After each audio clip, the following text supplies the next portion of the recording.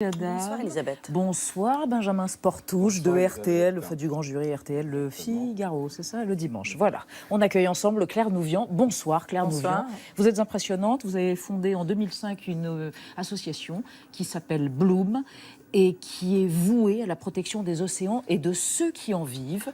On va revenir sur vos combats, mais juste le logo de cette association, c'est un drôle d'animal sur le logo, le calamar cochonnet. Pourquoi l'avez-vous choisi? Parce qu'on ne le voit jamais? Parce que d'abord, je le trouve très mignon. Qu'est-ce que c'est qu'un calamar cochonnet? C'est un tout petit calamar qui vit dans les grandes profondeurs de l'océan et qui a l'air de sourire tout le temps. Et en fait, il est broyé par la pêche industrielle lui aussi.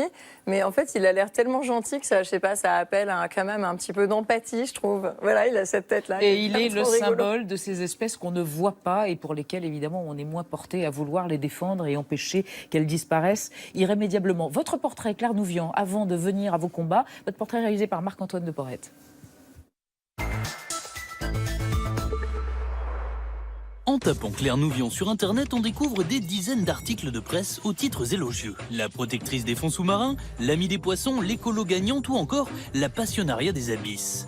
Avant de devenir la gardienne des profondeurs, vous venez au monde à Bordeaux.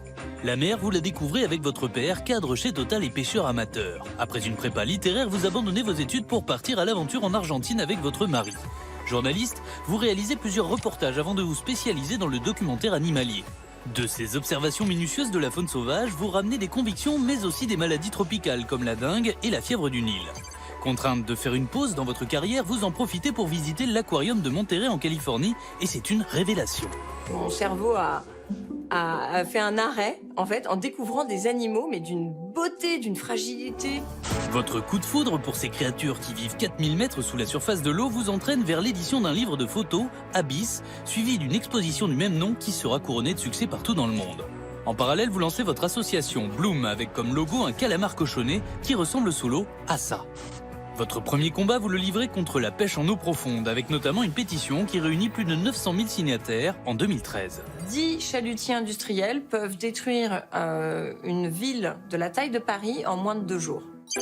Après 6 ans d'une guerre acharnée contre la pêche industrielle et la grande distribution, vous faites interdire le chalutage au-delà de 800 mètres de profondeur en France puis en Europe. Depuis, vous avez aussi obtenu l'interdiction par le Parlement européen de la pêche électrique, une technique qui décime les poissons en mer du Nord. Ce qui vous a valu de nombreux prix et récompenses. Claire Nouvian, pourquoi ce combat contre la pêche industrielle est-il aussi essentiel à vos yeux? Et je réponds directement à la question. Allez-y. Parce que, en fait, en effet, contrairement aux oiseaux ou aux choses qu'on peut voir et auxquelles on s'attache, qui sont belles et qui nous touchent, dont on peut aussi jouir directement, comme dans son jardin, le chant des oiseaux, en fait, la pêche industrielle est en train de décimer un environnement auquel on est attaché seulement l'été quand on est à la plage. Donc on est certainement choqué par les débris de plastique, mais pas tant par le fait que les poissons disparaissent. Les écosystèmes sont détruits. Et si ça se passait sur Terre, en fait, on serait tous mobilisés parce que c'est inacceptable. On laisse passer quotidiennement, partout dans le monde, des bulldozers qui sont des chalutiers marins qui écrasent tout, qui détruisent tout.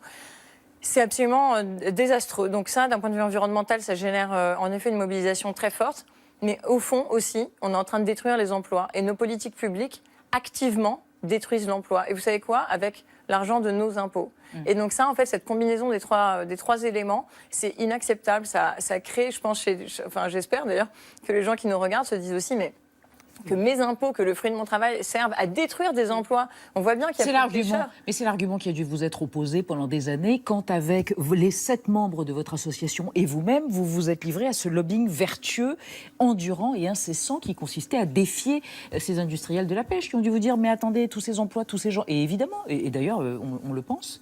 Eh bien, la plupart du temps, les industriels, de toute façon, ils appellent les plateaux télé pour qu'on décommande et qu'on annule ma participation. Donc pendant des années, on n'a pas été. Il n'y a pas eu de pression ici, je peux non, je crois que maintenant. Enfin, en même temps, vous avez gagné. Voilà, on a d'abord gagné et aussi on a gagné. Et les citoyens, en fait, je leur dis et je leur redis, si on gagne, c'est quand même grâce à vous les citoyens, parce que vous nous donnez une espèce de mandat, quoi, le droit de parler aussi en votre nom.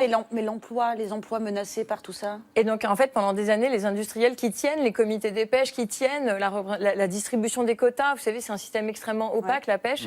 En fait, ils sont allés sur les quais de pêche pour dire des tas de choses horribles sur nous. Notamment, ils disaient, Bloom est une association anti-pêche. Et du coup, les pêcheurs se disaient, ah bon, c'est ça.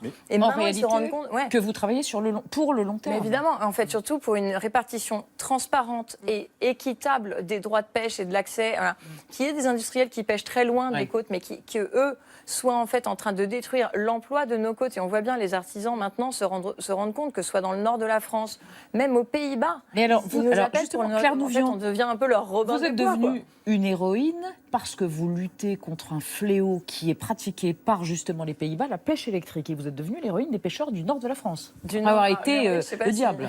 Enfin, l'héroïne. Pas jusque-là, mais... Non, mais d'abord, je suis pas seule. J'ai une équipe qui est ultra motivée et absolument formidable. Et ce qui est héroïque chez nous, c'est notre capacité de travail. Ça, je vois, on le paye cher physiquement, mais notre capacité de travail, notre détermination à ne pas se laisser avoir par cette pression des industriels qui sont dans la diffamation, dans un peu les recettes habituelles des gros lobbies. Cette corruption, vous insistez beaucoup là-dessus. Est-ce que vous avez des exemples concrets ? Oui, alors là, on a hier demandé au bureau, en fait, il y a quelque chose qui s'appelle l'Office de lutte antifraude en Europe, OLAF. C'est pas le petit bonhomme de la Reine des Neiges, c'est la lutte antifraude. Et on leur a demandé d'ouvrir une enquête parce que, en fait, le cas de la pêche électrique, il est quand même assez hallucinant.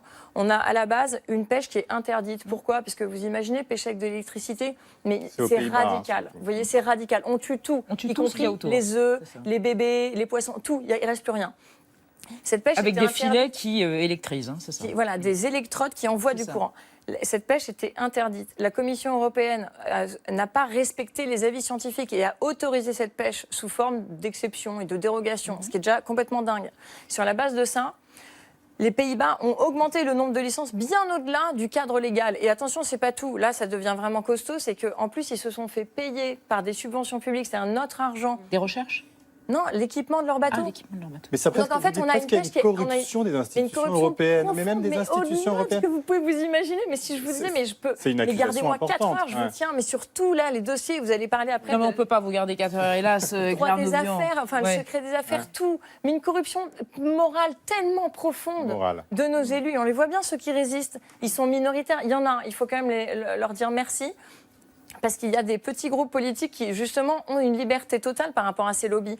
Mais si les gens savaient à quel point, peut-être qu'ils iraient plus souvent aux urnes et que du coup, ils demanderaient plus souvent des comptes à leurs élus parce qu'on vote une fois de temps en temps, puis on se dit, ça y est, c'est bon. Mais non, il faut leur mettre la pression. Justement, on voudrait envisager la politique mer du gouvernement avec vous, Claire Nouvion. Nadia. Oui, si tant est qu'elle existe, parce que la mer et la pêche n'ont plus de ministère attitré depuis l'arrivée d'Emmanuel Macron à l'Élysée. C'est une charge qui est répartie entre différents ministères, l'écologie, la cohésion des territoires, les transports. C'est un peu compliqué tout ça. Et puis c'est beaucoup dans les mains du Premier ministre Édouard Philippe, qui est l'ex-maire du Havre. En novembre dernier, il s'est rendu aux assises sur l'économie de la mer. Il s'est très longuement exprimé, assez peu sur la protection des ressources et sur la biodiversité, très longuement sur l'emploi. Il était accompagné par Nicolas Hulot, qui était présent, donc, qui a renchéri en disant que le 21e siècle sera maritime, quoi que ça veuille dire. Quel regard vous portez sur cette politique de la mer du gouvernement qui est très difficile à définir ou on ne voit pas très bien ce qui s'est passé depuis un an pour les mers. Très clairement comment elle est définie. Elle est définie par des industriels, des pêcheurs industriels, des industriels d'autres activités extractives qui ont la plume des gouvernements successifs. Il faut, pour le coup, le gouvernement de Macron, qu'on peut condamner au titre environnemental à peu près sur tous les dossiers, là-dessus ne diffère pas des autres. Que ceux d'avant. Oui, il est juste exactement comme ça. C'est-à-dire qu'il y a des relais même avec un Nicolas Hulot. Nicolas Hulot, je pense qu'il a essayé d'avoir la mer et la pêche, mais c'est quand même passé sous le ministère de Stéphane Travert et il a essayé, il n'a pas gagné cet arbitrage. Donc vous ne lui faites pas confiance pour défendre vos causes, lui Non, Nicolas Hulot, il essaye justement, mais vous avez remarqué que c'est pas le ministère qu'on écoute le plus dans les arbitrages interministériels quand même. Est-ce que vous avez subi des pressions, y compris des pressions physiques ? Vous parliez de diffamation tout à l'heure, parce que vous faites un travail extrêmement risqué. Vous avez été menacé physiquement ? On a voulu votre mort ? En permanence, parce qu'il y a des enjeux financiers considérables. Oui, en fait, au début, c'est pour ça que les médias nous servent aussi de bouclier, un peu de sécurité, parce que ce sera moins simple de s'attaquer à nous. Mais pendant le Grenelle de la mer, quand je n'étais absolument pas connue, je recevais des textos, c'est ce soir que tu vas mourir, etc. Donc ça, c'était un peu mon quotidien.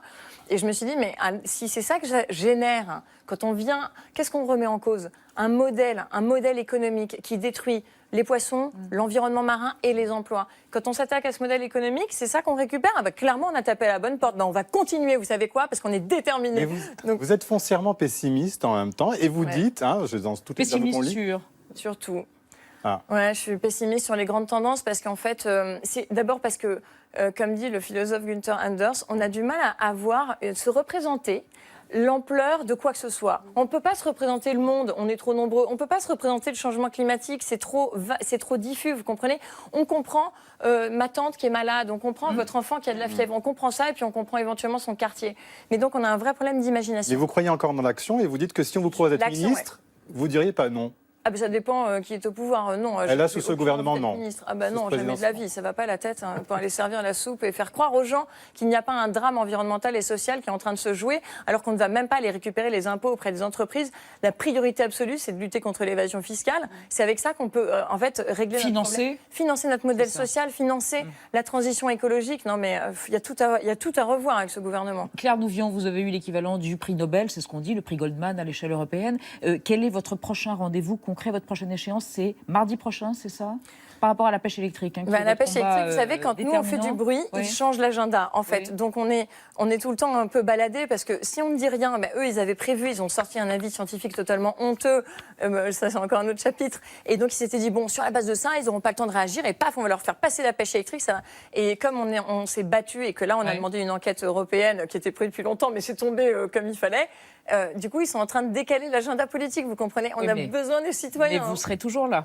Toujours. Claire Nouvion et l'association Bloom. Merci d'être passé sur le plateau de 28 minutes, autrement appelé le bouclier.